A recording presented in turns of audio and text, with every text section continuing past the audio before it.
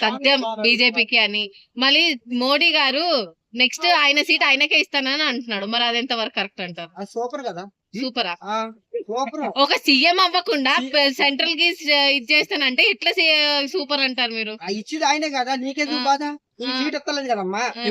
అధికారం కోసం గుడ్డలు వేస్తారండి. అధికారం కోసం ఏదైనా చేస్తారా? అధికారం కోసం కాదు, మంచి కోసం, అజెండా ఉంటది కదా, మంచి కోసం పోరాడతాడు అంతే. అధికారం కోసం కాదు, మంచి కోసం. నీకు ఇచ్చిన హామీలు ఉన్నాయి. ఒక డిప్యూటీ సీఎం నువ్వు, పిఠాపురం నీ నియోజకవర్గం ఉంది, ఇన్ని పనులు ఉండగా నీకు పక్క రాష్ట్రంతో ఏం పని? ఇక్కడే పోరాటం చేయాలి కదా. ఇక్కడే చేస్తాడు ఆయన, ఇక్కడ ఉంటాడు అక్కడ ఉంటాడు.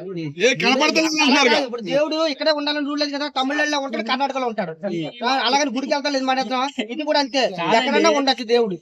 అక్కడేంటి ఇక్కడేంటి ఎక్కడైనా చేయాల్సిందే కదా. చక్క పెట్టుకొని పక్కింటి వెళ్ళాలి కానీ మన ఇల్లే సక్రంగా లేదు కదా.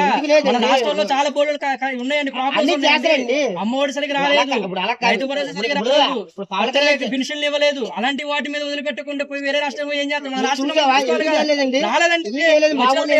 కొత్త పెన్షన్లు వచ్చినాయి, ఆంధ్రాలో కొత్త పెన్షన్లు వచ్చినాయి. కూటమి గెలిచిన తర్వాత 2 సంవత్సరాలు ఎన్ని పెన్షన్లు కొత్తవి వచ్చినాయి చెప్పండి? రైతు భరోసా కొంతమందికి ఎంతమంది ఇచ్చారు? ఈ విషయానికి ఆశలు ఇవ్వండి.